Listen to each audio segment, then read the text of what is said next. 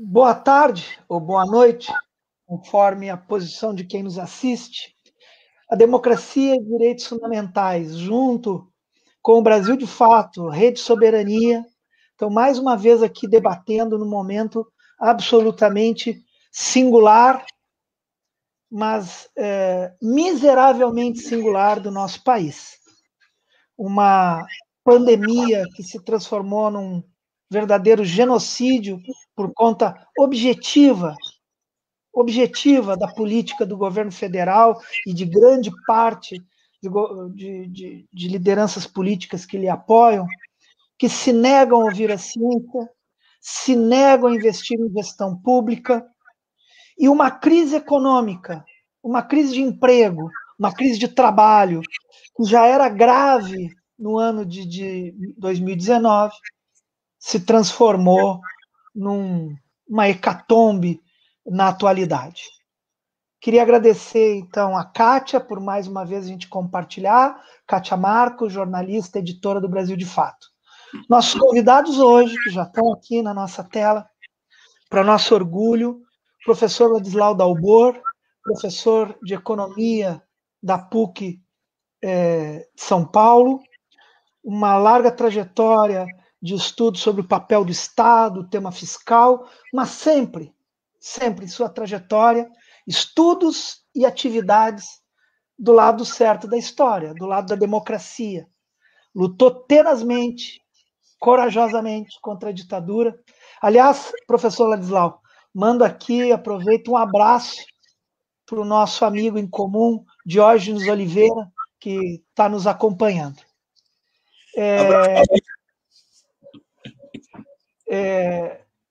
Nós estamos aqui, então, com o professor Ladislau. Professor, tem um site, deixa eu aproveitar, professor, e fazer propaganda, Dalbor, com www.dalbor.org, com vários dos seus trabalhos, se não todos, à disposição gratuitamente para conhecer trabalhos sofisticados e que denotam toda a sua história. Muito obrigado, professor, por aceitar nosso convite. Junto conosco, Dão Pereira Real, vice-presidente do Instituto de Justiça Fiscal, compõe também o coletivo Fiscais pela Democracia, um ativista muito forte e importante para essa ideia da igualdade no tema fiscal, mas também uma pessoa importante numa campanha que tanto o Brasil de Fato, a Rede Soberania, quanto o Instituto Novos Paradigmas e o Democracia e Direitos Fundamentais estão juntos, que é a taxação dos super ricos, o debate fundamental de modificação da estrutura tributária em busca de certa igualdade, ao menos. Dão Real, muito obrigado. Dão Real é auditor fiscal, mas é geólogo, vejam só, é geólogo. Muito obrigado também pela presença aqui. Kátia, por favor, contigo. Olá, Jorge. Quero já agradecer o convite para estar nessa live, né, com convidados tão qualificados quanto o professor Ladislau e meu querido amigo Dão Real. Esse é um tema que a gente já vem discutindo e tratando. Ontem mesmo eu estava numa live com o Dão também sobre essa questão da fiscal, enfim, a campanha, né, tributar super ricos, e, enfim, é um debate realmente fundamental, né, e mais fundamental ainda que a gente o faça numa língua que o povo entenda, porque o próprio professor Ladislau, né, no seu artigo que saiu no dia 5 de março, Contas Públicas, Entenda a Farsa, ele fala que conhecer o caminho do dinheiro é fundamental para entender a política, né? Então, eu queria justamente começar por aí, professor Ladislau. Ontem tivemos mais uma alta da taxa Selic, ou tivemos uma alta da taxa Selic que não tínhamos há alguns anos, né? Em plena pandemia. Nesse mesmo artigo, o senhor fala que os rentistas, nos últimos anos, são os que mais têm ganhado dinheiro no nosso país. né, e divide aí o último período em duas fases, que chama a fase distributiva e a fase da austeridade. Queria que o senhor nos falasse um pouco sobre isso, né, e como o senhor vê essa alta da taxa Selic nesse momento para o nosso país. Olha, a alta da taxa Selic não tem essa centralidade, né? Foi bastante central o fato de ter baixado, né? Nós passamos muitos anos com a taxa Selic na faixa de 20%, depois 14%, depois 12%. Isso é trágico, isso é transferência de recursos públicos para intermediários financeiros. Foi uma redução das capacidades de financiamento público da educação, saúde, etc., que é gigantesca, né? A dizer que a taxa Selic é alterada em função da inflação é uma imensa bobagem, tá? No caso brasileiro, nós temos um aparelho produtivo trabalhando ordem de grandeza 70% da sua capacidade, né? Porque se travou a capacidade de consumo da população, certo? E o empresário produtivo, ele não precisa de confiança e outros contos de fada. Ele precisa de gente com dinheiro para ter para quem vender e de crédito barato para poder investir, né? No Brasil, ele não tem nenhuma coisa nem outra, né? Então, a taxa Selic é um elemento. Como o estoque da dívida aumentou muito, mesmo essa taxa Selic relativamente mais baixa, vamos agora para 2,75%, ela continua significando uma punção sobre os recursos públicos, do financiamento da dívida pública, da ordem de 300 bilhões de reais. Tá? Isso aqui é gigantesco, são 10 anos de Bolsa Família passados anualmente, essencialmente para os aplicadores financeiros, né? Agora, nós temos que olhar a taxa de juros de maneira integrada, tá? Porque eu tenho os dados, por exemplo, de janeiro, agora, 2021, tá? São apresentados na ANEFAC, Associação Nacional dos Executivos de Finanças, não é gente de esquerda ou coisa do gênero, né? Que trazem aqui, para a pessoa física, janeiro de 2021, tá? É agora. No comércio, o crediário, 73%. O máximo que eu encontrei na Europa é 13%. Né? Vocês têm cartão de crédito, o rotativo no cartão, que muita gente entra, porque não tem como, tem que fazer uma compra determinada, tá? 257%. No Canadá, é 11% ao ano. Não existe juro ao mês. Juro ao mês é para esconder o tamanho dos juros, né? O cheque especial, 128%, e por aí vai, tá?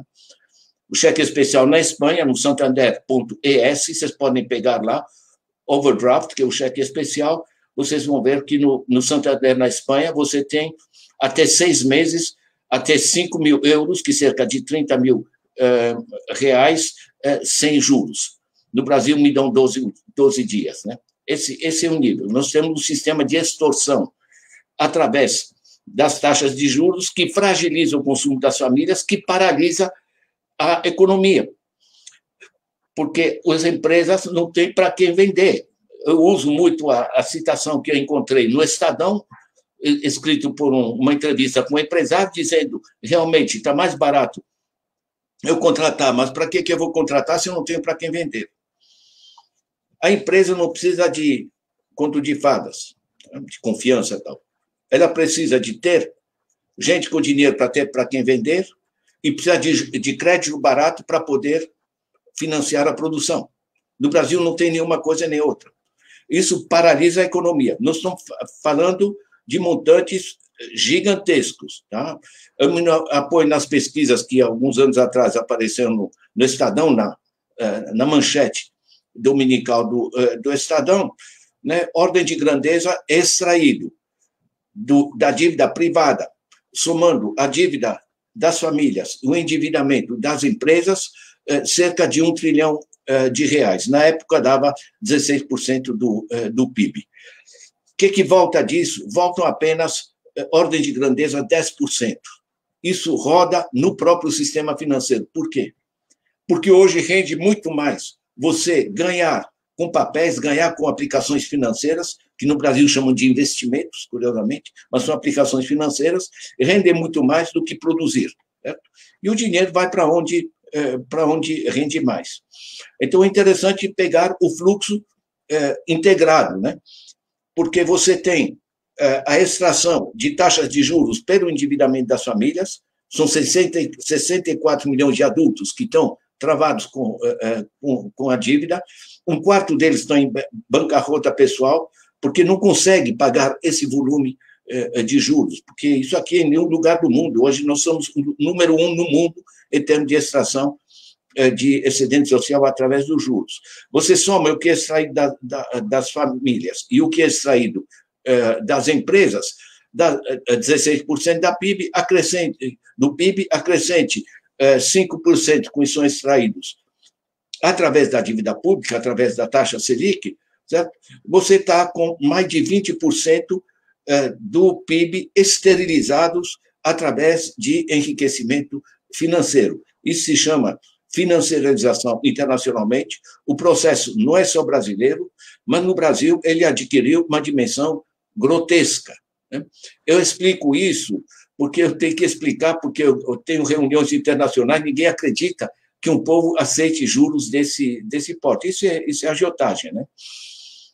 As razões são, primeiro, é que o artigo 192, o Dom seguramente acompanha isso, né? O artigo 192, que limitava a agiotagem, né? O juro máximo no artigo da Constituição de 88 seria de 12% uma inflação, hoje daria mais ou menos, enfim, 16%, 17%, uma coisa do gênero, certo? Que já é gigantesco, né? Mas tem também o fato que o juro é apresentado ao mês. Você pega uma pessoa simples, entra no crediário, numa loja, ele não vai conseguir fazer o cálculo do juro composto para entender que um juro que parece moderado, que é de 6%, na realidade, é mais de 100% ao ano, certo? Coisa que levantaria o cabelo de qualquer americano, de qualquer europeu, né? Você tem o fato que as pessoas nunca tiveram uma aula sobre como funciona o dinheiro. Nas escolas a gente ensina Dona Carlota Joaquina, Dom João VI, mas ensinar como funciona um cartão de crédito, por exemplo, já seria político, né? Então, isso está fora do esquema. Então, nós temos uma população que entende muito dificilmente este processo, né? E nós temos um fluxo para o exterior, nessa extração, né? Interessante que grandes grupos, Jorge, chamam de extractive capitalism, capitalismo extrativo, né? Nós temos, saíram agora os dados, está no meu blog, nós temos 300 e tantas fortunas brasileiras que estão no paraíso fiscal de Luxemburgo, né? O Tax Justice Network calculou em 2012 ainda que nós tínhamos lá fora cerca de 520 bilhões de dólares, dá mais ou menos 1/3 do PIB. É um estoque, não é que sai todo ano, tá? Mas está lá. Não investem, certo? Não pagam impostos, lucros e dividendos desde 1995 são isentos no Brasil. O professor Ladislau paga 27,5% sobre o seu salário, certo? Agora, essa gente que usa também os recursos públicos, gostam de poder contratar um engenheiro, por exemplo, um economista formado numa universidade pública, certo? Gosta de ter seus filhos numa universidade pública, mas não gosta de pagar imposto. Isso evidentemente, em termos de organização econômica e social, é uma balbúrdia, né? Agora, o estoque de dinheiro em paraísos fiscais não é ilegal, tá? Só que é dinheiro que sai do Brasil, não é investido, não paga imposto, certo? E há imensas dificuldades, de vez em quando, e através de diversos sistemas, em particular do ICIJ, do Consórcio Internacional de Jornalismo Investigativo, ou coisas do Snowden e outras que a gente consegue chegar aos dados. Mas ordens de grandeza são centenas de bilhões de dólares que estão lá fora, né? Eu, quando li no Economist que o Paulo Guedes foi cofundador do BTG Pactual, eu tive a curiosidade de pegar o valor econômico, né? Peguei o anuário, peguei o organograma do BTG Pactual. Eu contei 38 filiais em paraíso fiscal. Em paraísos fiscais, né? Quer dizer, para que você tem dinheiro? Você sustenta 38 filiais em. Sabe como chama isso? Isso não é banco. Isso se chama internacionalmente de asset management, gestão de fortunas, né? Os bancos não têm departamento de evasão fiscal. Chamam isso de departamento de otimização fiscal. Eles têm nomes maravilhosos para tudo que se faz, né? O essencial, o denominador comum de tudo isso é o seguinte: o problema nosso não é de onde vem o dinheiro, é sim para onde vai. Se eu pego o dinheiro, eu posso emitir dinheiro, posso aumentar a dívida, posso converter os nossos estoques de reservas em divisas que temos, enfim, não importa. Se eu invisto isso, por exemplo, em saneamento básico, R$1 em saneamento básico gera uma redução de R$4 em doenças. Certo? Ou seja, eu estou multiplicando o dinheiro. Acabou de sair a pesquisa da Laura Carvalho, na USP, aqui, né? Está no meu blog também, né? Mostra que o dinheiro que você transfere para a base da sociedade, ele gera mais recursos do que você colocou. Por quê? Porque você dinamizou a demanda, essa demanda significa que as empresas têm para quem vender e vão produzir mais, e tanto o consumo que aumenta dos pobres gera receita para o Estado, imposto sobre o consumo, como a atividade das empresas que se reforça gera receita para o Estado. A roda gira. Tanto assim que no artigo que a Kátia menciona, né, eu fiz a comparação das duas épocas e se vê que, na época que se transferia mais dinheiro para a base da sociedade, né, Bolsa Família, o Luz para Todos, o aumento do salário mínimo, etc., não aumentou o déficit, pelo contrário, porque você dinamizou a economia e isso gera mais receita para o Estado. Agora, a partir de 2014, que é quando eles entram de solo e rompem o sistema distributivo, você trava a economia dizendo que a economia, enfim, uma dona de casa deve gastar apenas o que tem, com aparência de seriedade, de responsabilidade, de austeridade, né? Eles adoram bons termos, né? A realidade, quebram a economia. Quando você reduz a demanda, a empresa não tem para quem vender, certo? Quando a empresa não tem para quem vender, tanto o consumo cai, menos recursos para o Estado, a atividade produtiva se reduz, menos recursos para o Estado, e a coisa desanda. Tanto assim que é o 8º ano que estamos com a economia paralisada, até mesmo antes da pandemia, o déficit explodiu, déficit que não existia na fase Lula-Dilma, geraram uma iniciativa de marketing fantástico, porque com os ataques a partir de 2014, você paralisa a Petrobras, a Odebrecht, etc., a Lava Jato, ano eleitoral, todos os processos, você quebra a economia e você tem a vantagem de a Dilma estar atacada e sobrevivendo até 2016, se dá para colocar a crise no colo dela, né? E viemos consertar. É o 8º ano que estamos consertando. Deixa eu trazer um dado básico. Tá? Eu trabalhei 7 anos na África, no quadro das Nações Unidas, trabalhei em países ricos e pobres, tal, certo?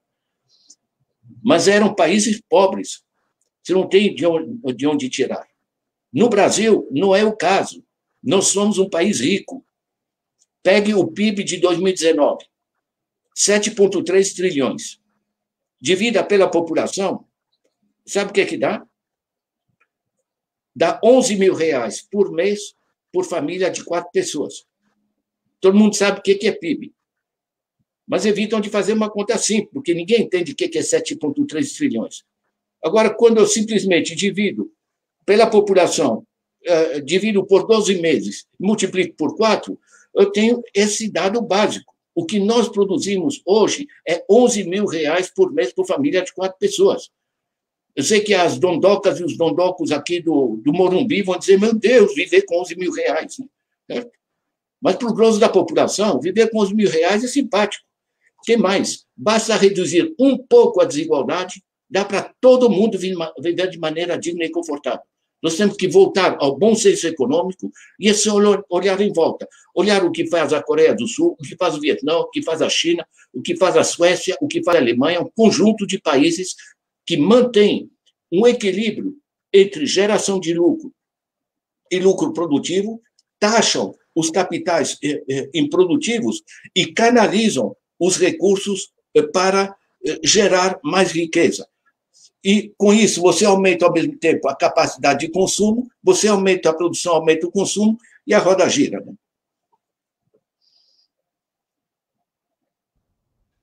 Muito obrigado, professor. Dão. Só deixa eu fazer um comentário, Jorge, antes. Oi, Kátia, por favor, claro. Excelente aula, né, do professor Ladislau. Então, o professor citou tanto países, né, como a China, que seria considerado um país comunista, como a Suécia, né? Essa questão é uma questão de comunistas? Distribuição de renda? A distribuição de renda é uma questão de liberdade, né? Ou seja, é uma questão de liberdade, de democracia. Sem liberdade, tu não tem democracia. E sem distribuição de renda e igualdade, tu não tem liberdade. Vai dizer que a pessoa que é obrigada a dormir na rua tem a liberdade de dormir na rua.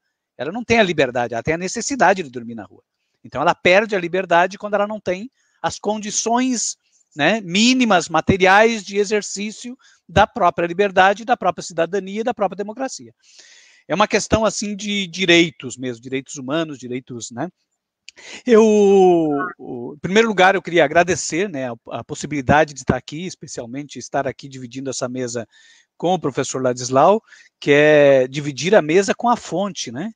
Isso é uma coisa importante, a gente está sempre bebendo nos escritos do professor Ladislau e aqui estamos junto com ele nessa mesa. Muito obrigado, Jorge, muito obrigado, Kátia, por esta oportunidade. Muito bom.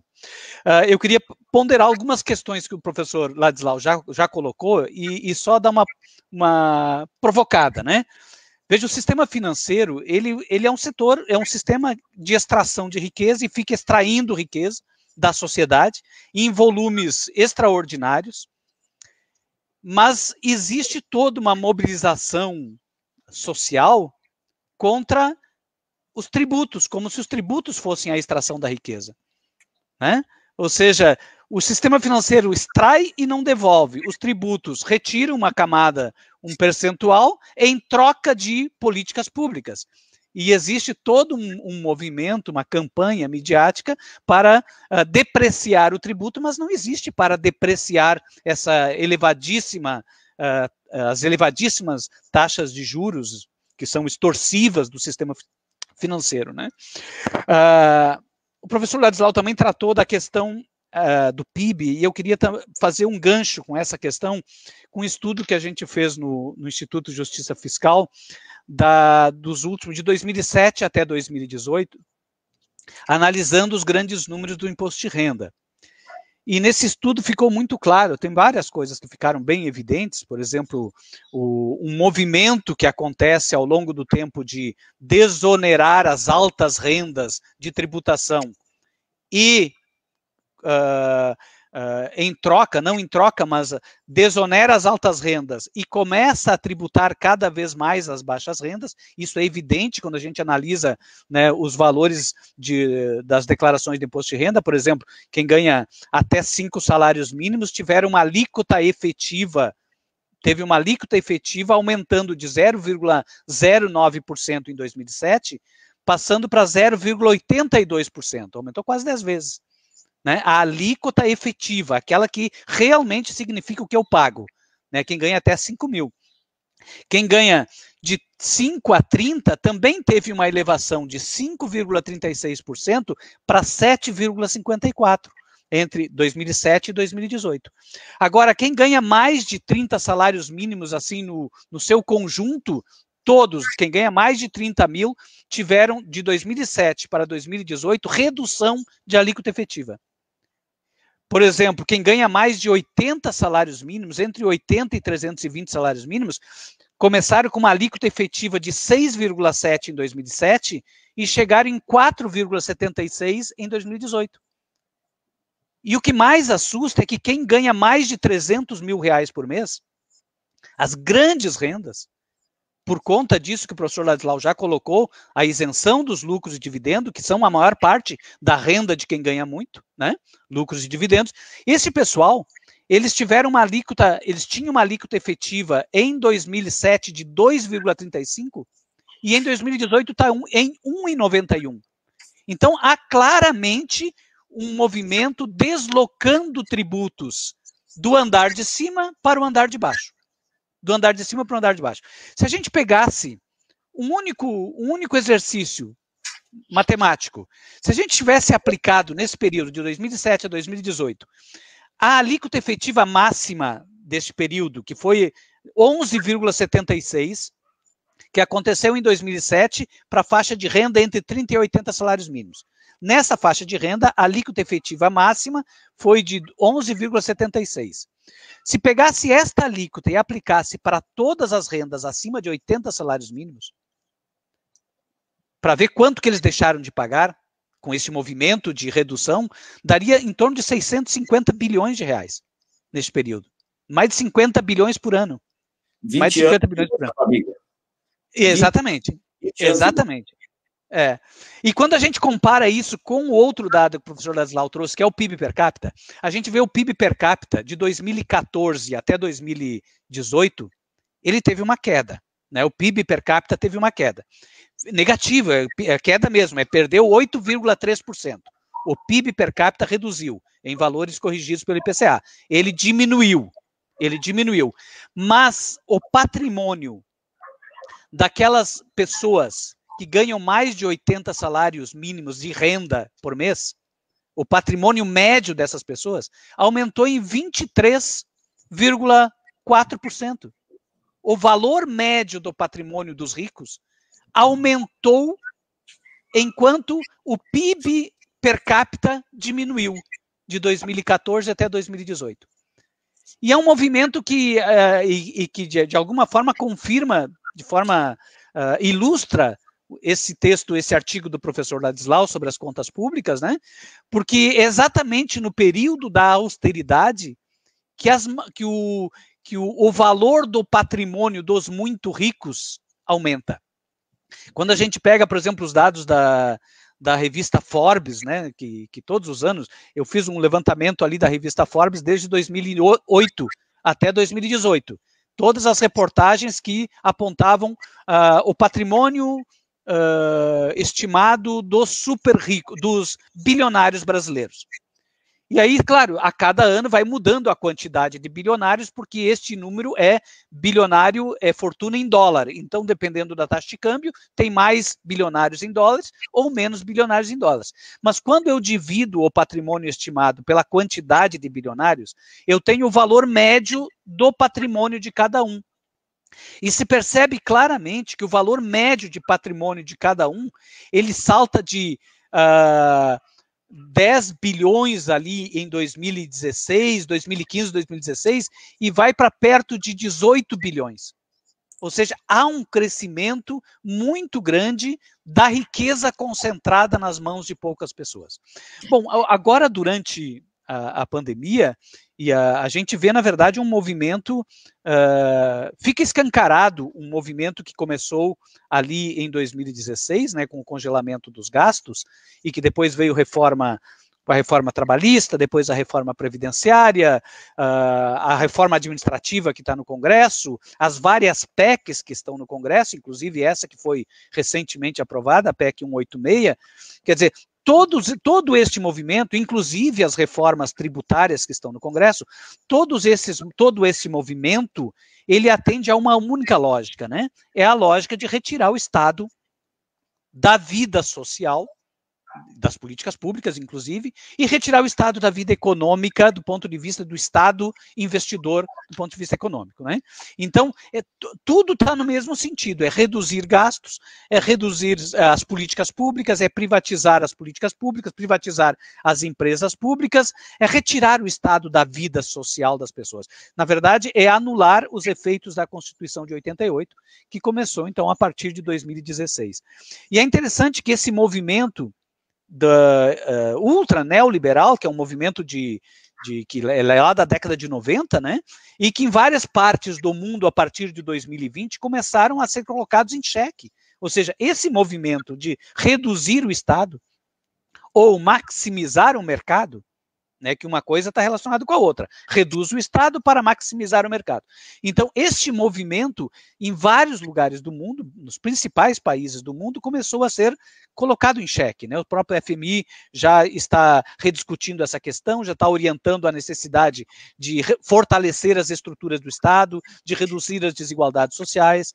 O Financial Times publicou, né, recentemente um editorial sobre isso. Quer dizer, então há um movimento internacional no sentido de rever aquelas premissas e aqueles paradigmas dos processos reducionistas de Estado ou dos processos de construção de Estado mínimo, porque eles não são funcionais nem do ponto de vista de garantia de direitos sociais, nem mesmo de garantia de crescimento econômico.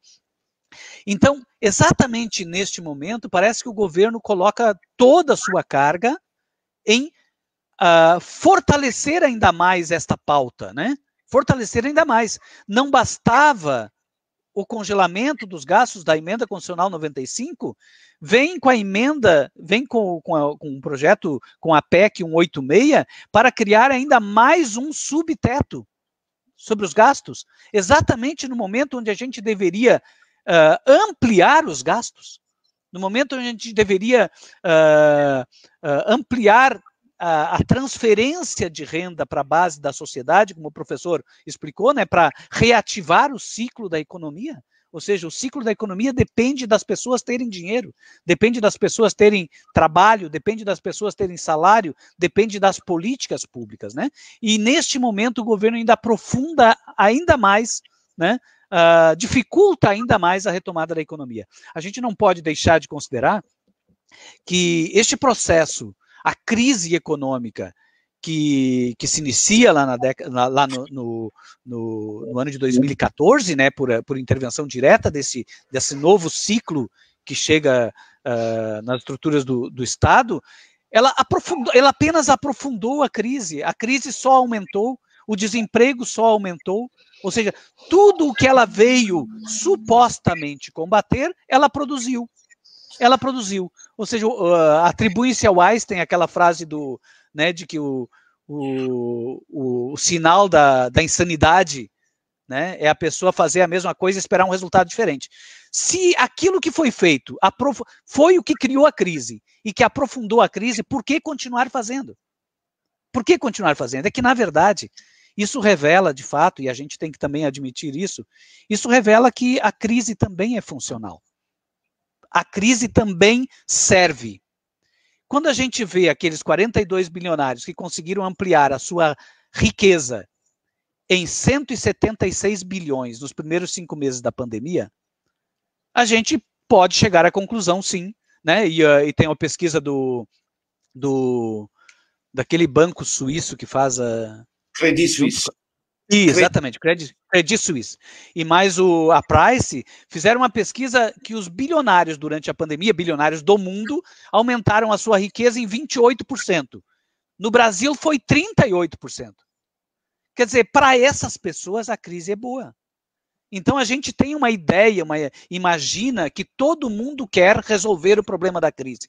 Só estão usando a fórmula errada. Não, essa é uma ideia equivocada.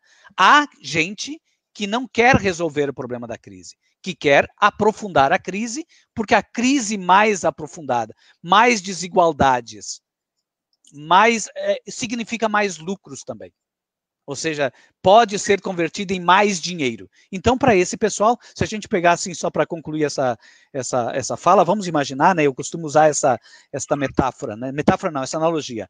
Se a gente tivesse uma sociedade evoluída, uma sociedade muito solidária, muito bem organizada, com Estado social bem constituído, nós poderíamos ter feito um pacto no início da pandemia, no seguinte sentido: nós sabemos que a pandemia vai produzir muitos danos econômicos e vai produzir muitos danos sanitários. Nós vamos perder gente, perder vida e precisamos nos mobilizar socialmente para combatê-la ou para minimizar os danos. Todo mundo dando as mãos. poderíamos ter combinado em março do ano passado que ninguém ficaria mais rico. Que durante a pandemia ninguém ficaria mais rico. Me parece uma coisa, um pacto civilizatório, né? Ninguém vai ficar mais rico. Para poder garantir que as pessoas não tenham que morrer, né? E se fosse possível ter feito isso, os 176 bilhões que 42 pessoas acumularam, poderia ser usado para pagar renda emergencial para 25 milhões de pessoas de R$600 por um ano inteiro. Olha quantas vidas teriam sido salvas, né?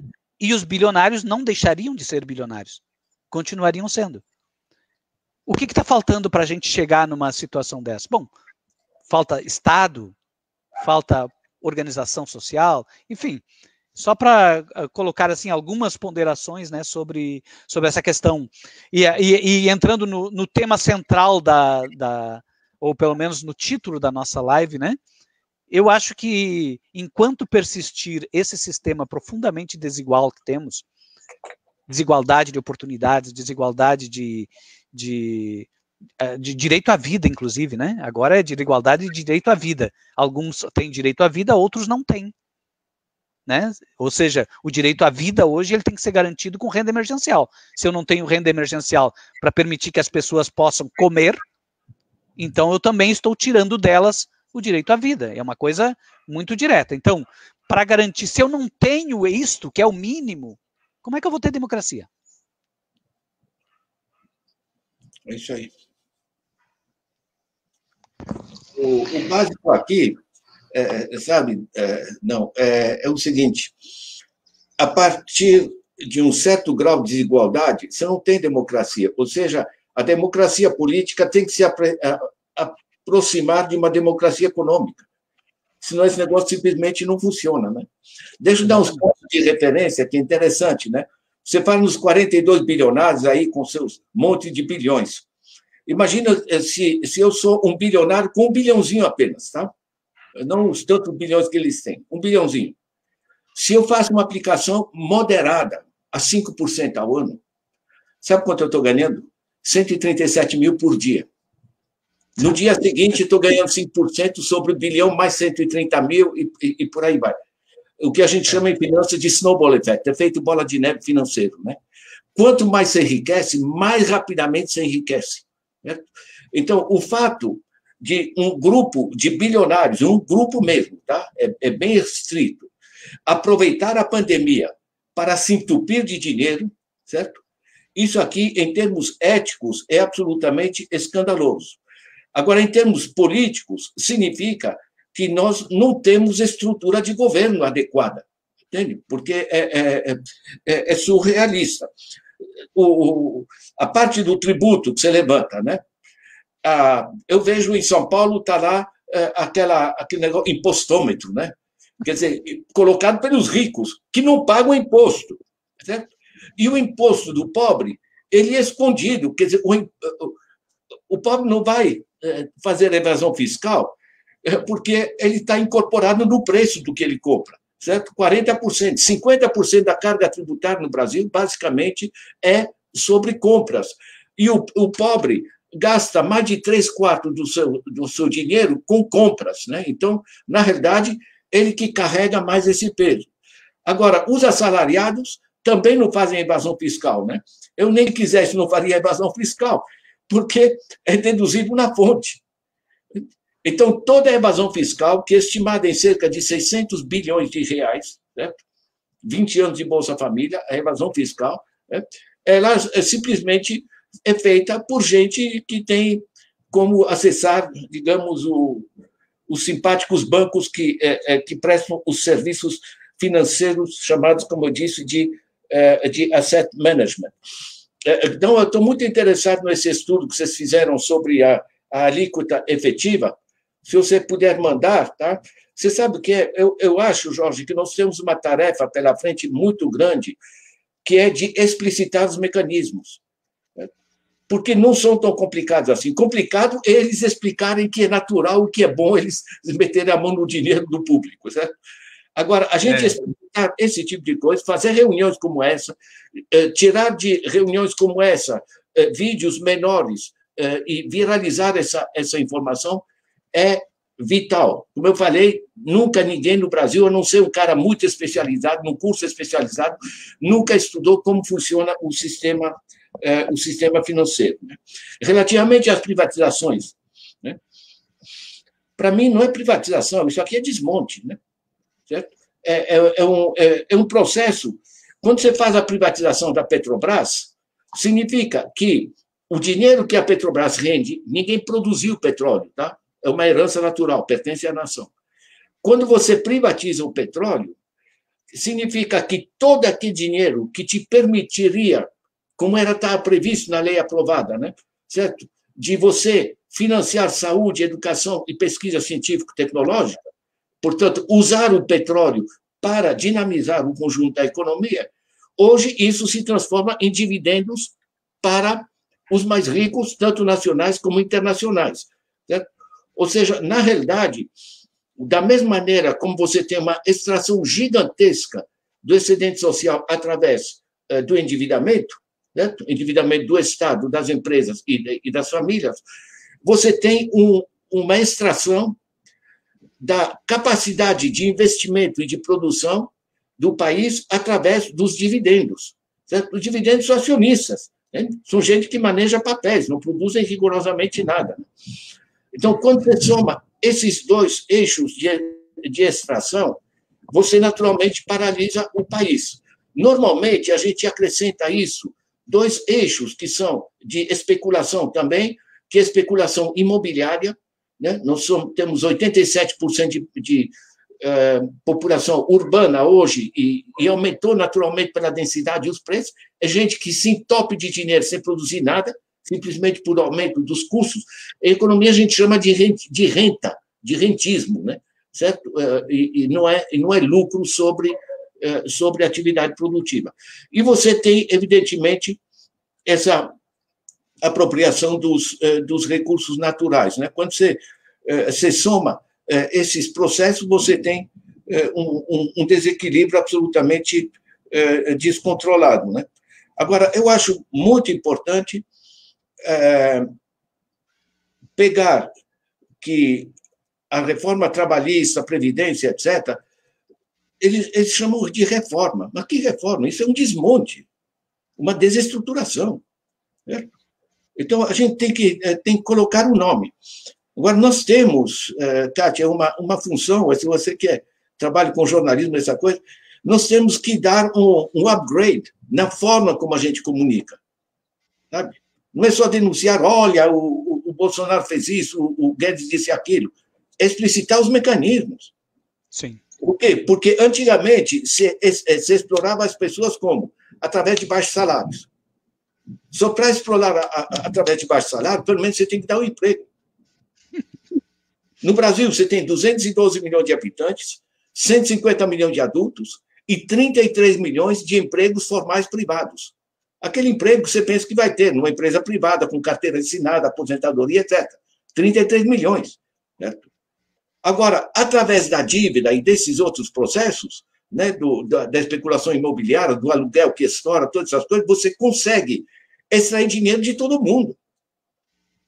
A pessoa que tem pouco dinheiro, eu pago uma geladeira R$ 1.700, porque eu pago à vista, tenho minha poupança, certo? Sou aposentado pela ONU, eu posso. Tá? Agora, a massa da população vai pegar a prazo, vai pagar 3.400. Meu, então, quanto mais pobre, maior o preço você paga. E não calculam a inflação, tá? Na inflação, não introduz o que efetivamente a pessoa paga, porque pega o preço à vista. Entende? Isso não funciona. Né? Voltamos ao essencial, né, que é o de resgatar o ciclo. Agora, eu achava muito importante vocês organizarem discussão com o Eduardo Fagnani, viu? Ele fez excelentes trabalhos sobre essa parte tributária. E só mais uma ideia central, que é o seguinte, que casa muito com o que você está trazendo, então, né? É que o Estado e a política fiscal são essenciais para pôr o país de pé. Entende? Tanto para resgatar a justiça, ou seja, num país tão desigual, os pobres pagarem proporcionalmente mais do que os ricos, é uma piada, certo? Agora, mais importante ainda é que você está tributando gente que dinamiza a economia pelo consumo ou pelo investimento, a pequena e média empresa, certo? Mas você não tributa o improdutivo. Então, por exemplo, o ITR, você sabe, Imposto Territorial Rural, praticamente não existe, é uma ficção. Sabe quanto tem de terra parada no Brasil? 160 milhões de hectares. 160 milhões de hectares é 5 vezes o território da Itália. É gente que está sentada em cima. Nós temos 225 milhões de hectares de boa terra agrícola com água, certo? Nós estamos usando, somando lavoura temporária e permanente, apenas 63 milhões. Certo? Eu arredondo. A terra parada, 160 milhões. Se solta um pouco de gado, enfim, ou é parado ou marginalmente produtivo. Você sabe o que é? Na Europa, lá com o imposto em cima de terra improdutiva, o cara que gosta de ter um campo com um cavalinho passeando para mostrar para a madame, certo? Quando ele recebe um imposto firme em cima de terra parada, ou ele passa a produzir, ou ele vende para quem produza, quem possa utilizar. Certo? Ou seja, essa dimensão de que uma boa tributação não é só questão de justiça. Sim. É uma questão de dinamizar a produção. Todo esse capital parado, certo? Que está ganhando dinheiro com dinheiro, né? Enfim, na especulação financeira. Você põe o imposto decente em cima de capital improdutivo. Eu lembro que na crise de 29, né, nos anos 30, o Roosevelt colocou sobre esse capital financeiro alíquotas de até 90%. Né? Exatamente. Ou seja, o cara está vendo o capital que ele está ali, não está produzindo nada, certo? Que está reduzindo, ele vai pensar, deixa eu fazer alguma coisa útil com isso. Né? Então, há um processo de reordenamento que é global. E uma ideia que, para mim, é importante, que é o seguinte: a área financeira não é uma área em si, porque o dinheiro não existe. Né? Esse negócio de moeda emitido pelo governo, as notas, etc., isso é 3% da liquidez. 97% é emitido para os bancos, são sinais magnéticos apenas, você pode produzir isso. Né? Então, a gente tem que voltar ao controle sobre todo esse processo. Né? Só mencionar a pergunta da Kátia sobre a China. Né? Uma coisa é dizer se a gente gosta ou não gosta, né? Então, ou se é comunista, socialista, capitalismo de Estado, põe adjetivos nisso. A nós não interessa adjetivo. Eu tive várias vezes na China, traduziram vários livros meus. O básico é o seguinte: o dinheiro é orientado para financiar atividades produtivas. Eles têm 3 BNDES, né? Um para infraestruturas, um para comércio, indústria e comércio, e um para agricultura. Né? Ou seja, tem... E eles trabalham de maneira articulada. Uma parte é do Estado, outra parte é privada, e outra parte, que são as grandes multinacionais, envolvem acordos. Então, tem planejamento, mecanismo de mercado e acordos políticos com grandes corporações, é um tripé de articulação complexa, mas funcional, né? Que gera justamente o enriquecimento impressionante da China. Né?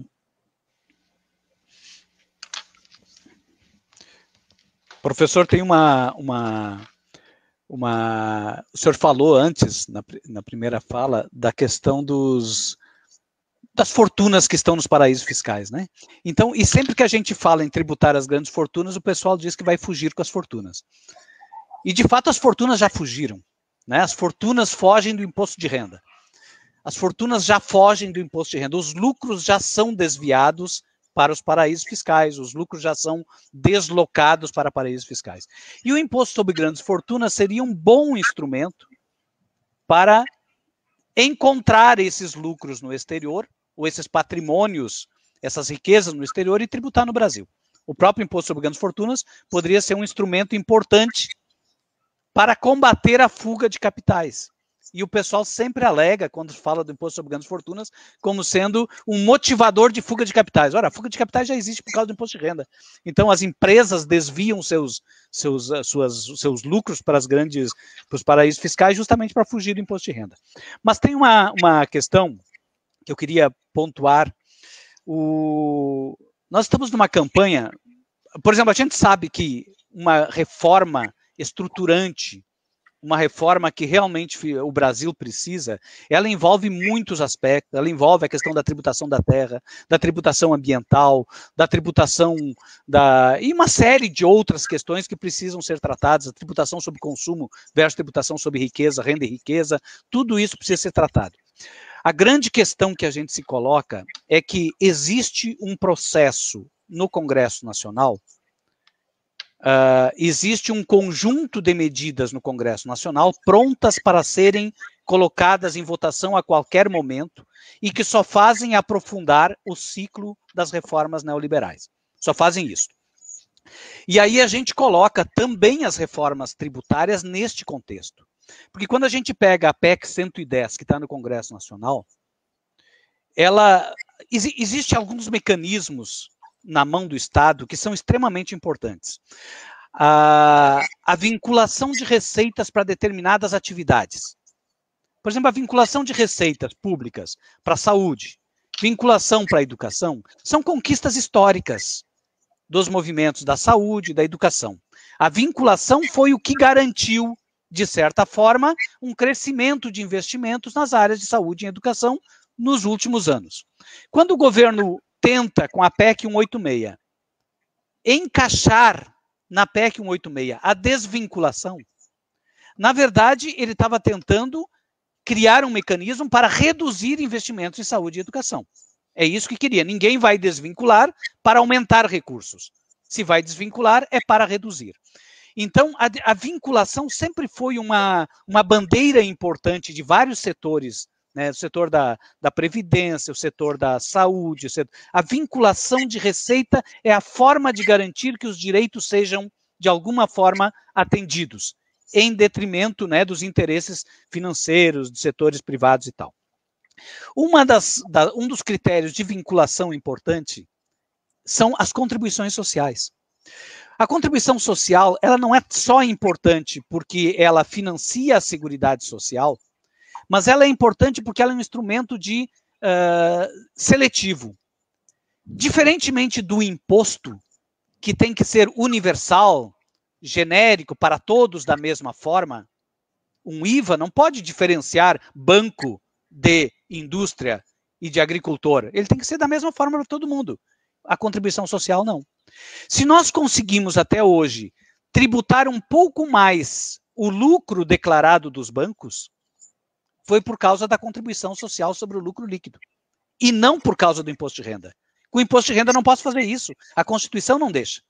Então, a contribuição social, quando existe um ataque sobre ela, e tanto a PEC 45 quanto a PEC 111 atacam as contribuições, no fundo eles estão atacando aquilo que pode diferenciar o tratamento em relação a setores importantes da sociedade. Eu só posso dar um tratamento diferente para o banco, para o setor mineral, para o agronegócio, ou para os setores altamente lucrativos, se eu tiver um instrumento propício para isso. E é a contribuição social que faz isso.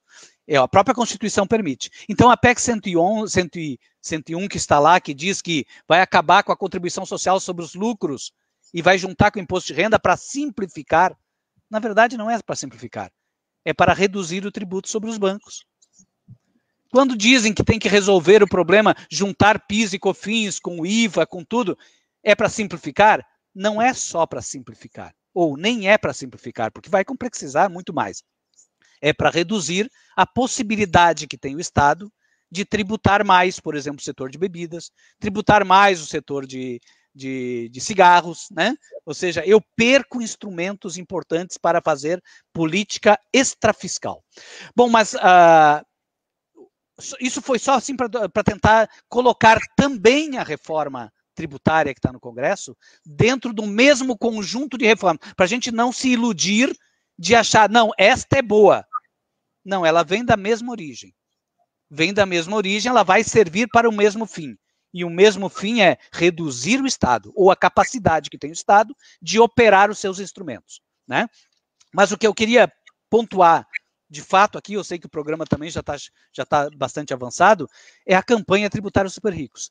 Por quê? O que a gente está propondo, e aí o senhor falou do professor Faiani, e nós trabalhamos junto com o professor Faiani desde da construção daquela ideia da reforma tributária solidária, depois no conjunto de propostas para tributar os super ricos, e esse documento que a gente elaborou junto com o professor Faiani, esse documento serviu de base para essa campanha que começou em outubro do ano passado. O que é a campanha? A campanha é para ser um contraponto, é uma proposta de contraponto a todas as outras. Não é um contraponto à reforma tributária, é um contraponto à reforma administrativa, é um contraponto ao congelamento dos gastos, é um contraponto a tudo que foi feito até agora em termos de proposta, em termos de reformas neoliberais. Por quê? Porque o tributário super ricos, ela apresenta 8 propostas legislativas que permite aumentar o financiamento do Estado em aproximadamente 300 bilhões, tributando somente o 0,3% mais rico da população. O objetivo não é, neste primeiro momento de pandemia, resolver todos os problemas históricos que a gente tem, mas é interromper o ciclo de reformas neoliberais com uma proposta radical. Vamos tributar 0,3% da população em benefício de todo o resto da população. Todo o resto, ou seja, é 0,3% que seria o alvo dessa campanha. Como é que se tributa 0,3% da população arrecadando mais de 300 bilhões? Revogando a isenção sobre lucros e dividendos, mudando a tabela do imposto de renda, cobrando o imposto sobre grandes fortunas, implementando o imposto sobre grandes fortunas, sobre fortunas superiores a 10 milhões, criando uma contribuição social sobre altas rendas das pessoas físicas e aumentando a contribuição social sobre o lucro dos bancos. Porque os bancos são os que ganharam dinheiro dentro da crise, né? Aos bancos não interessa resolver a crise. Quanto mais crise, mais eles ganham, né? Aos bancos, então, temos que tributar mais, né? Temos que tributar mais. E com essas medidas, a gente poderia, de alguma forma, dialogar com todos os movimentos sociais e com a sociedade, né? Para sensibilizar o Congresso. É possível? É aí que é o grande problema, né? Politicamente, a gente tem uma dificuldade muito grande. Diga. Você falou do privilégio dos bancos. Isso aqui é o valor grandes grupos, tá? Saiu em dezembro de 2020, tá? Eu tenho aqui, eles fizeram um balanço dos 200 maiores grupos, quem tem os 10 maiores em lucro líquido, tá? Isso é valor econômico, tá? Globo, ok? Tá em primeiro, maiores em lucro líquido. Você tem, gente, eu estou com o documento errado porque é ano anterior. Não muda grande coisa, tá? Mas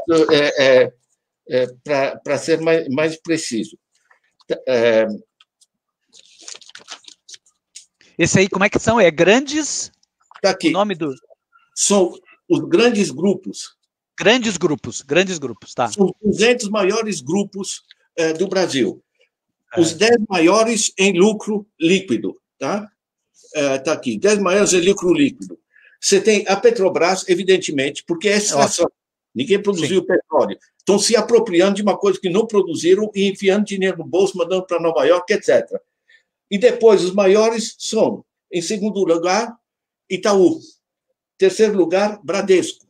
Quarto lugar, Caixa. Né? Eles se apropriaram da Caixa, o Banco do Brasil está no mesmo sistema. Quinto, Banco do Brasil. Sexto, Santander. É só banco. É Petrobras e banco. Petrobras e banco, isso rende. Sabe o que é? Produzir é cansativo. Exato. Trabalhoso. É trabalhoso.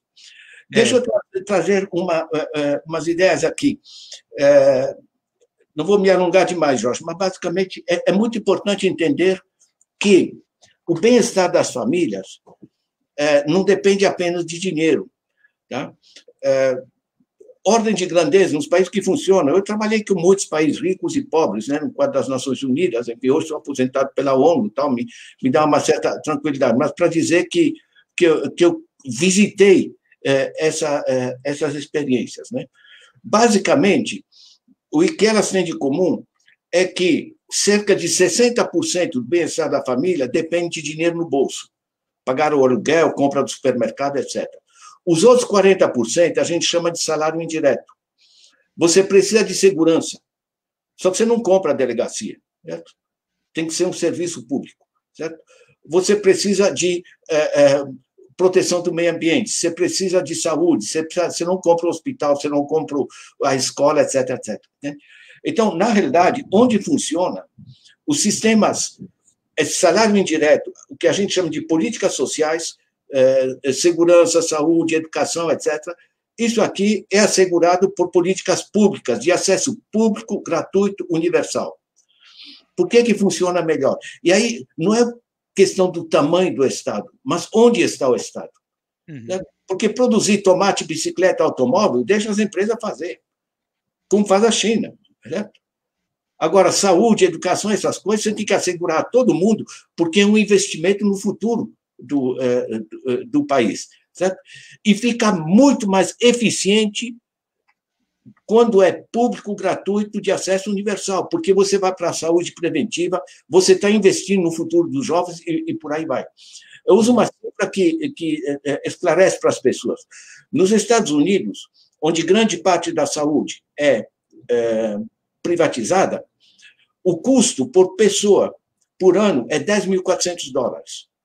Os Estados Unidos estão no penúltimo lugar na OCDE, dos países da OCDE, em termos de nível de saúde da população. Certo? E é de longe o maior custo. O Canadá, ao lado, tem saúde pública gratuita universal. Certo? O custo é $4.400 por ano, e eles estão entre os primeiros em nível de saúde. Isso é muito interessante. Porque sabe o que isso significa? Que o Estado é muito mais eficiente do que a empresa privada, dependendo do setor em que se mete. Certo? Sim. Você não precisa colocar o Estado para produzir tomate, certo? Agora, saúde, educação, cultura, lazer, essas coisas, segurança, né? A segurança que é parte privatizada nos Estados Unidos está generalizando o sistema de milícia, gente. Certo? Enfim, só ver como está se transformando. Então, na realidade, eu tenho um livro que é muito legal, que ajuda muito, chama O Pão Nosso Cada Dia. Os processos produtivos, né? É ganhar o pão nosso cada dia, certo?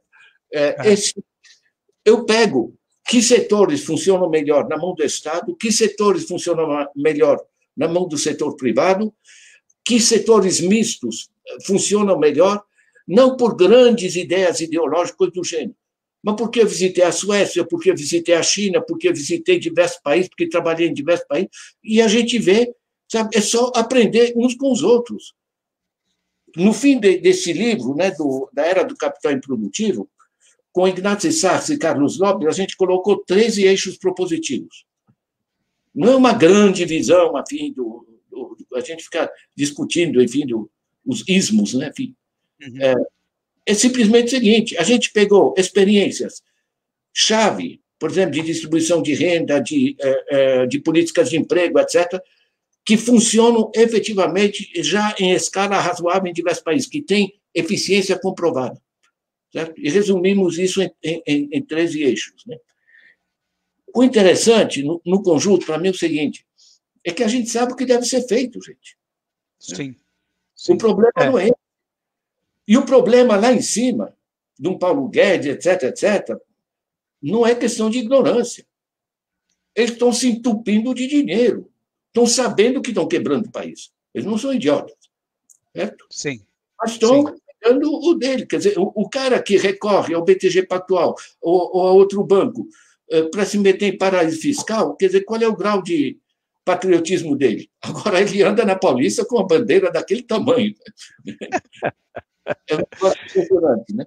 Agora, portanto, não se trata de reduzir o Estado. Deixa eu só mencionar para você, porque o clima internacional está mudando. Tá? O Brasil está muito isolado com esse idiotice dessas políticas. Né? Isso aqui é o editorial do Financial Times, tá? Não é alguém que escreveu no Financial Times, editorial. Reformas radicais, invertendo a direção política predominante das últimas 4 décadas, precisarão ser colocadas sobre a mesa. Essas 4 décadas, que é? Justamente a financiarização, né? De Ronald Reagan aos 40 anos. Os governos terão de aceitar um papel mais ativo na economia, no Estado mínimo. Isso é Financial Times, gente. Tá? Eles devem ver os serviços públicos como investimentos. No Brasil, dizem que saúde é gasto, né? E passar dinheiro para banco é investimento. Não, né? E tem mais. As políticas até recentemente consideradas excêntricas, como renda básica e imposto sobre a riqueza, portanto, imposto sobre a fortuna, terão que estar presentes na composição. Por que o Financial Times escreve isso? O economista-chefe do Financial Times, ele escreve, nesses termos, esse sistema que a gente está vivendo perdeu sua legitimidade. Porque o cara que produz sapato, a gente chia porque ele está explorando o trabalhador, mas está produzindo sapato que é útil, ele está gerando emprego que é útil, está dinamizando a economia, está pagando imposto, e com esse imposto o Estado consegue financiar infraestruturas e políticas sociais, e a roda girava, que é o tempo do o Estado de Bem-Estar pós-Segunda Guerra Mundial, o tempo do New Deal do Roosevelt, o funcionamento dos 10 anos de ouro no Brasil, o funcionamento da China, da Coreia, do Vietnã, da Suécia e outros. Né? Certo? São sistemas baseados num equilíbrio econômico e político, né? Que entende que muitas coisas são muito mais eficientes quando estão no domínio público que quando estão no domínio privado, gente. Né? Você privatiza a saúde, só vê os preços nas farmácias, certo? Você privatiza a educação, você reforça a desigualdade, né? Você faz a indústria do diploma, você termina tendo a indústria da doença, indústria da diploma, milícias na segurança. Então, o resgate do papel do Estado, para mim, por trás das várias soluções que se apresenta, está evidente o seguinte: é a gente, como população, resgatar as rédeas do processo através do Estado, através do sistema público, né? E não os poderosos arrancarem o que tem. Eu tive uma reunião com o Gabriel sobre a Petrobras, né? É de chorar. Como é que um país entrega a sua soberania financeira, energética? Imagina a China entregar o controle da sua energia para multinacionais. Nós temos uma força de tanto petróleo podendo financiar justamente o desenvolvimento do país. Você entrega isso para render dividendo para acionistas. É escandaloso. Né? Eu estou falando demais, o Jorge Branco. Tá? Nós é que tínhamos que ter mais tempo, né, Jorge? Exatamente. Tá muito Olha, bom. Foi espetacular, a gente já tem 1h10, vamos apenas fazer a rodada final agora, mas eu queria só fazer, foram tantos elementos, primeiro dizer o seguinte, e depois perguntar a Kátia se isso... Nós tivemos informações muito importantes aqui no Facebook do Democracia e Direitos Fundamentais, revista DDF, que foi a nossa querida amiga, companheira jornalista Estela Pastori, que colocou, inclusive, com sites, com referências sobre a campanha de tributar os super ricos, mas também sobre alguns dos textos ou documentos que o professor Dalbor e o próprio Dão fizeram referência. O Guilherme Gomes, que está aqui nos ajudando, está pondo na tela dessas mensagens aí, depois a gente dá um jeito de distribuí-las. Mas, Dão e professor Dalbor, enquanto vocês falavam e o professor foi mostrando revistas, fui me lembrando de vários textos, documentos, mas eu queria fazer referência a um filme que eu vi há uns 60 dias atrás, que se chama A Lavanderia, de Steve Soderbergh, e que retrata, retrata o caminho do capital, follow the money, a partir de um fato absolutamente singelo. Um casal de classe média, já na terceira idade, vai fazer um passeio e há um acidente na barca onde eles estão e o senhor morre. E a viúva começa a ir atrás do seguro. Isso leva 3 minutos. O restante do filme é uma revelação das falsificações, das chicanes que o dinheiro vai fazendo vai dar o spoiler. até o ponto dela não receber o dinheiro. O dinheiro não existe, mas ele é segurado, ressegurado, lavado, vai para o Caribe, vai para Luxemburgo, o filme é espetacular, sugiro que procurem. Bom, sim. Kátia, antes de passar, eu queria agradecer, mas para que eles possam fazer a última fala, eu queria pautar um tema, que também é a partir da fala de vocês dois, que é o Estado, mas é o Estado que a gente normalmente discute sobre o que ele faz, o tamanho. E o próprio Dão já alertou que esse é um debate que ele é uma expressão da política, porque, na verdade, não há Estado mínimo, né? Então, eu acho que a gente deve também enfrentar o debate de quem controla o Estado e quem controla os mecanismos da imagem sobre o Estado. Ou seja, o professor Ladislau, num determinado momento, fala o seguinte: não é investimento. O que é investimento é chamado de gasto. O que é efetivamente gasto é chamado de investimento. Me lembra a propaganda, quando eu era criança, do sabão em pó, que recém tinha aparecido, que começou a chamar o sabão em barra de sabão em pedra. E aquela propaganda fazia, inclusive, um barulho, como quando a gente estivesse lavando roupa com sabão em pedra, estava destruindo a roupa, né? Nós aqui falamos, portanto, de controle sobre a imagem, de controle sobre a semântica. Nós falamos, portanto, de política, de hegemonia, de dominação sobre a superestrutura. Então, eu queria sugerir que vocês comentassem um pouco isso. Na verdade, nós somos levados a crer que o Estado é mínimo quando ele não é nem mínimo nem máximo, ele é controlado pelos super ricos. Bom, agradeço, passo para a Kátia aqui, para a gente ir para a última rodada da nossa espetacular aula que nós estamos tendo aqui. Kátia. Eu estou recebendo aqui várias mensagens, né? As pessoas super agradecendo esse debate, que realmente foi esclarecedor e chocante, né? Eu, escutando, assim, essa questão dessa elite, né, do atraso que nós temos, eu fico cada vez mais chocada. E eu acho que a palavra genocida, ela devia ser no plural, né? Porque não temos um genocida no país. Nós temos aí genocidas, né? Que para mim é uma elite que enriquece durante uma pandemia. Nós chegando a quase 300 mil pessoas mortas, né? São genocidas também.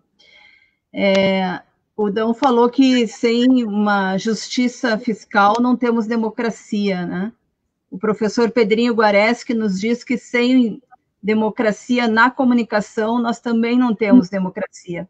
E eu acho que é isso que o Jorge traz, né? Sobre essa necessidade de comunicarmos, nos comunicarmos, né? E trazermos essa outra visão de Estado, de mundo, enfim. Eu só queria aqui também registrar, professor Ladislau, que nós vamos iniciar no dia 31 de março um programa na Rede Soberania e no Brasil de Fato, chamado Descomplicando a Tributação, com o Dão Real. Vai ser um programa quinzenal, justamente para trazer esse debate econômico de uma forma objetiva, coloquial, popular, entende? Para as pessoas entenderem como funcionam esses mecanismos que o senhor trouxe, né?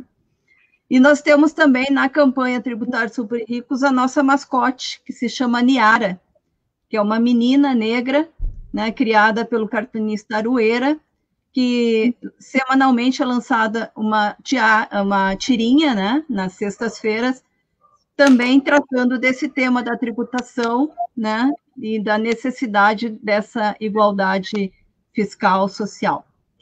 Muito obrigada, né, por essa aula, como disse o Jorge. Maravilha. Dão, tu e depois o professor Ladislau para a gente encerrar a nossa aula. Legal, legal. Não, esse tema que o Jorge coloca é um tema central, né? Eu assisti uma palestra um tempo atrás, não, faz bastante tempo, quando foi eleito o Macri na Argentina, assisti uma palestra do Boaventura. E o Boaventura estava apontando, na época, uma tendência que estava acontecendo no mundo de os setores econômicos que sempre exerciam influência sobre o setor político estavam assumindo o setor político. Eles já não mais queriam exercer influência, eles já estavam assumindo as estruturas do Estado. Quando o Macri colocava os empresários, mega empresários, nos ministérios. Então era esta a ponderação do Boaventura na época, né? E de fato o que a gente vê, que a gente por trás, sempre por trás da dominação, tem a dominação do discurso, tem a dominação da narrativa, né? Sempre. Quando a gente avalia, por exemplo, o que aconteceu para aprovarem, por exemplo, a reforma trabalhista e a reforma previdenciária. O que aconteceu antes dessas duas reformas? Ou o que aconteceu antes do congelamento dos gastos? Os 6 meses antes de aprovar a Emenda Constitucional 95, foi uma campanha, assim, intensa, midiática, intensa, criando, naturalizando alguns termos, se apropriando de alguns termos importantes. Por exemplo, se apropriaram da ideia positiva da austeridade, né? Austeridade é uma ideia positiva. Se apropriam para uma coisa absolutamente negativa. Se apropriam para tirar direitos das pessoas, né? Se apropriaram da ideia relacionada com a questão de combater o desemprego para aprofundar o desemprego. Quer dizer, se apropriar do discurso, né? O Lutzenberg passou mais de 15 anos, José Lutzenberg passou mais de 15 anos tentando mudar um conceito, colocar na lei, ao invés de defensivo agrícola, agrotóxico. Só para mudar a forma das pessoas perceberem, né, os termos. Por trás, então, das campanhas de comunicação, das campanhas do discurso propriamente dito, o que se quer efetivamente é construir senso comum. Construir senso comum. O senso comum contra os tributos, o senso comum contra o Estado, o senso comum contra a Previdência, o senso comum contra várias coisas. Então, vai se construindo isso usando toda a estrutura de mídia. Ou seja, a gente está no meio, na verdade, numa disputa de narrativa, numa disputa de versões, estamos sempre no contrafluxo, tentando desmontar os argumentos que são sempre colocados assim como verdadeiros, né? Por exemplo, criaram o congelamento dos gastos, foi chamado de novo regime, né? Novo regime. Quem é que é contra um regime que é novo? Né? As pessoas sempre, né, o próprio e o Estado efetivamente que nós temos a partir, e o professor Ladislau coloca que é a partir de 2014, eu concordo plenamente que é a partir de 2014, o Estado sequestrado. Na verdade, tudo aquilo que representava algum interesse público dentro do Estado foi retirado. O Estado foi sequestrado, literalmente, pelos setores para ficar à disposição, a serviço dos setores dominantes. Setores econômicos, setores que não se contentam mais em influenciar, em fazer lobby. Né? Eles assumiram efetivamente as estruturas do Estado, né, para cumprir as funções de mercado dentro do Estado. Para colocar no meio ambiente alguém que é contra o meio ambiente, colocar na saúde alguém que é contra a saúde pública, coloca na educação alguém que é contra a educação pública. Isto é se apropriar das estruturas do Estado. Quem é que eu colocaria de ministro da educação? Alguém que, no mínimo, fosse favorável à educação pública. E nunca alguém que seja favorável à privatização da educação. Né? Mas não, agora é assim, as estruturas responsáveis pela garantia dos direitos públicos foram dominadas por pessoas que são contra os direitos públicos. É sequestro, né? O que está aí, que está em jogo, efetivamente, é o sequestro. Tem só para encerrar essa fala final, e eu já agradecendo a participação de quem está nos assistindo, e principalmente agradecendo essa oportunidade que vocês me dão de compartilhar esse espaço com o professor Ladislau, eu quero usar uma expressão que o próprio professor Ladislau usa de vez em quando, e eu acho que está nos livros dele também, a ideia do capitalismo vadio, né? Ou seja, esses caras que querem o Estado mínimo e que querem viver como rentista, ou só quer ganhar dinheiro como rentista sem produzir absolutamente nada, para esta gente, a desigualdade social é funcional. Precisam de desigualdade, precisam de concentração de renda, porque tu está apostando num modelo de desenvolvimento que se contenta em manter o país numa condição subdesenvolvida, primário exportadora, desde que isso permita concentração de renda. Ou seja, o Estado mínimo, ou o Estado de bem-estar, ou um Estado que induza o processo econômico, eles são apenas... o Estado em si, o modelo do Estado não é um fim, é um meio, né? O Estado é um meio para organizar a sociedade. O Estado é um meio para organizar a sociedade. Se eu quero organizar a sociedade em cima de um modelo de desenvolvimento econômico, de geração de riquezas, com indústrias, né, com tecnologia, com avanço científico, esse é um modelo de Estado que precisa ter pesquisa, que precisa ter educação, que precisa ter saúde, mas que precisa ter também redução das desigualdades. A desigualdade não é útil a uma sociedade que quer se desenvolver economicamente. Não é útil.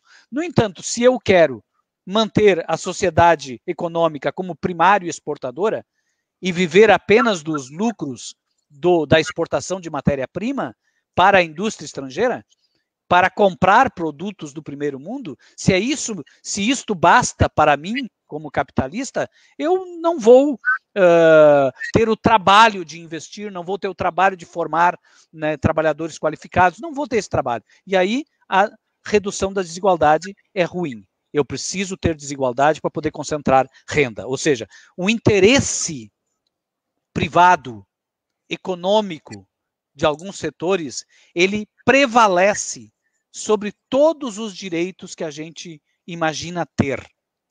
Então, essa é a questão. As pessoas, não existe, o Gessé coloca muito bem, né, essa questão, como dentro da ideia da elite do atraso, né, as pessoas que ainda ganham dinheiro e veem com bons olhos, veem como muito lucrativo a situação escravista. Ou seja, manter a sociedade numa situação escravagista do século retrasado é útil para alguns setores ainda na sociedade. Então, eu acho que o caminho para a gente sair deste problema é, sim, a mobilização popular, é as pessoas se darem conta, de que a elas, as pessoas, de forma geral, é interessante, é importante que tenhamos um Estado bem estruturado, organizado, né, políticas públicas, mais desenvolvimento econômico, mais empregos, portanto, e mais distribuição de renda. Né? E aí, para encerrar mesmo, o professor Ladislau colocou a questão alguns serviços têm que ser públicos, outros não precisam, né? Outros não precisam, e realmente é assim mesmo, mas eu vejo também que em alguns setores onde há complementariedade, existe uma disputa muito grande. Por exemplo, a saúde e a educação. Tem setores a quem não interessa aumentar investimentos na saúde e educação para poder abrir espaço para a complementariedade privada. Então, talvez alguns setores tenham que ser exclusivamente públicos para evitar esse tipo de conflitos. Né? Sem dúvida. Obrigado. Obrigado, Dão. Professor Ladislau. Olha, não sei se dá para ver, eu vou tentar mostrar isso aqui, se dá para ver essa imagem, vou tentar ajeitar, porque é tudo ao contrário aqui, né? Mas, basicamente, vocês têm aqui um cara sentado ali, é 1%, está ali sentado com dinheiro, e do outro lado, na gangorra, está a massa da população, os 99%, e o cara sentado em cima do dinheiro está dizendo o que foi. Sabe o quê? Estão reclamando do quê? Exatamente. Nós somos investidores, nós estamos enriquecendo porque a sociedade está enriquecendo. Olha, Jorge, você tocou um problema central que é da narrativa. Tá? O último livro do Thomas Piketty, que chama Capital e Ideologia, ele chama de ideologia o que a gente chama de narrativas. Tá? Ele mostra que na sociedade escravocrata se dizia que o negro não tem alma e essas coisas, se explorava os servos no feudalismo, dizendo que o rei e os nobres têm sangue azul, enfim, sempre se inventou narrativas. Para mim, eu resumo a transformação da nossa sociedade de maneira bastante simples. Você tem um mecanismo em que elites que não produzem grande coisa se apropriam do dinheiro dos outros. É um mecanismo de extração de excedentes. Certo? Você faz trabalhar os camponeses, você escraviza, você paga mal os assalariados, hoje você endivida a população, enfim, sempre tem um mecanismo. Tá? E sempre tem uma narrativa. Eu estudei com bons banqueiros na Suíça, né, economia, né, eles me explicavam, não, isso aqui é tudo justo, porque o capitalista tem o lucro porque é o rendimento do capital. E o trabalhador tem o rendimento de sua força de trabalho, que é o salário. Portanto, está tudo equilibrado. Né? Havia um certo desequilíbrio. Né? Sempre há narrativas. Tá? Para mim, a evolução das diversas épocas sociais tem um denominador comum. Você tem um mecanismo de extração do excedente, de apropriação por gente que não produz. Você tem uma narrativa para justificar, e você tem o porrete para aqueles que não acreditam na narrativa. Né? O cara que diz, olha, esse negócio não está funcionando, eu sou contra, é o porrete em cima. Então, mecanismo de extração, narrativas, belas narrativas, tá? que isso aqui é justo, é bonito e é assim mesmo. Tá? Você fica no teu lugar quietinho e tal. E o porrete para quem não aceita, isso é essa nossa história humana, né? E a gente tem que evoluir para uma sociedade civilizada. O ponto-chave que eu trago aqui é que eu posso fazer o mesmo cálculo que eu fiz para o Brasil, os meus 11 mil reais por mês por família de 4 pessoas. No mundo, eu divido 88 trilhões de dólares, o PIB mundial, pela população, 7,8 bilhões, vocês podem fazer a conta em casa, dá 18 mil reais por mês por família de 4 pessoas. O que o mundo produz permite para todo mundo viver de maneira digna e confortável. Isso gerará pessoas mais produtivas por toda parte, teremos menos gastos militares, menos conflitos, teremos mais qualidade de vida, menos sofrimento. Você sabe o que é, Dão? Uma coisa muito importante desse negócio de assegurar a saúde pelo Estado é o sentimento das pessoas. Né? Eu pago um plano de saúde, certo? Em particular pela pressão da família, mas basicamente o seguinte, porque a gente pensa o seguinte, amanhã acontece um acidente, coisa assim, o que está se monetizando? A angústia das pessoas. Certo? Quando você está no Canadá, você está na França, você está na Alemanha, você sabe o que é? Você sabe que em qualquer circunstância, tá? Você vai ter a escola do teu filho, você vai ter o tratamento do médico para a tua esposa que está doente, você vai ter um lugar para a mulher parir de maneira decente, por aí vai. Sabe o que é? Isso muda o clima, é fundamental. Eu queria puxar um negócio básico, que é o seguinte, eu estudei economia na Suíça com bons banqueiros, tá?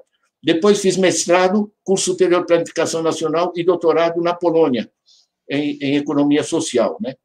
E trabalhei organizando sistemas de organização econômica em vários países, né? Enfim,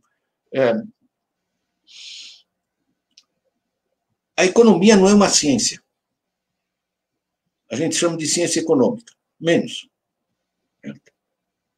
Está no livro do Piketty, por exemplo. É uma ciência social. É legal entender mecanismos econômicos para entender como a sociedade se articula. Mas dizer que a gente tem que ferrar a população, né? Reduzir o SUS, enfim, gerar tragédias, certo? Por causa do déficit do equilíbrio econômico e o primário e o secundário e tal, todo mundo vê na televisão, balança a cabeça, não entende lhufas.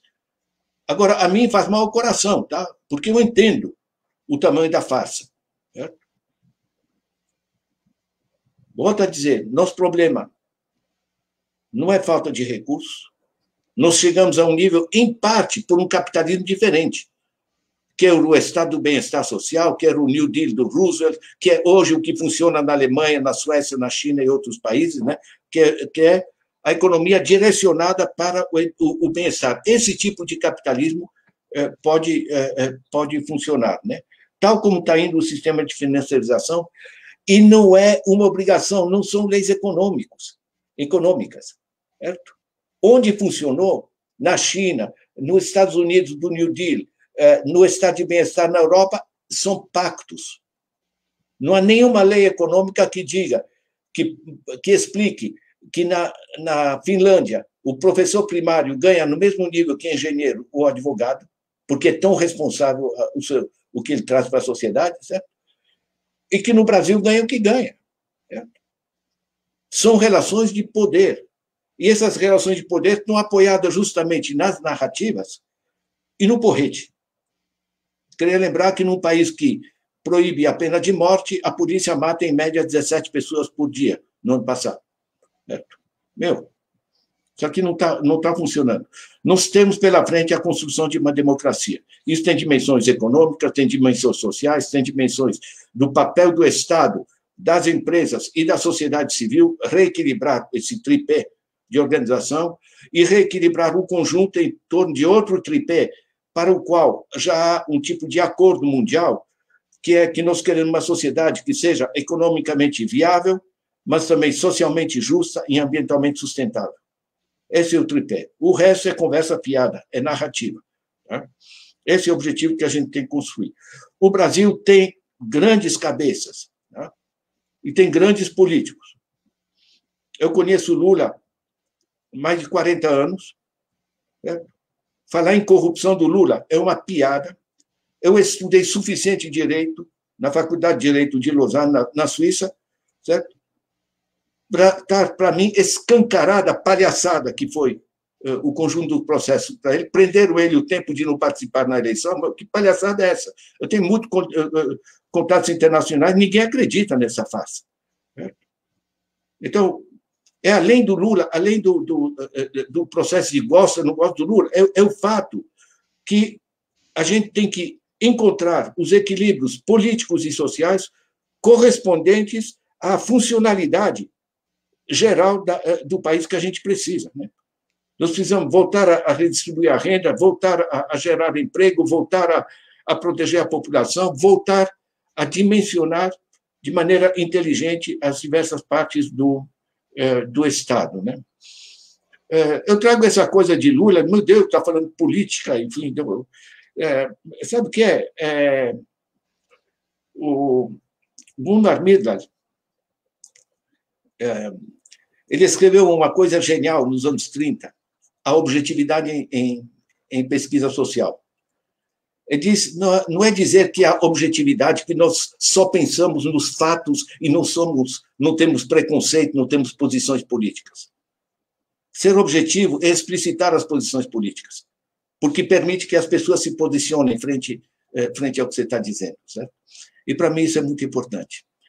Gente, a gente gosta desse país. Nós temos um monte de bons técnicos, de gente decente.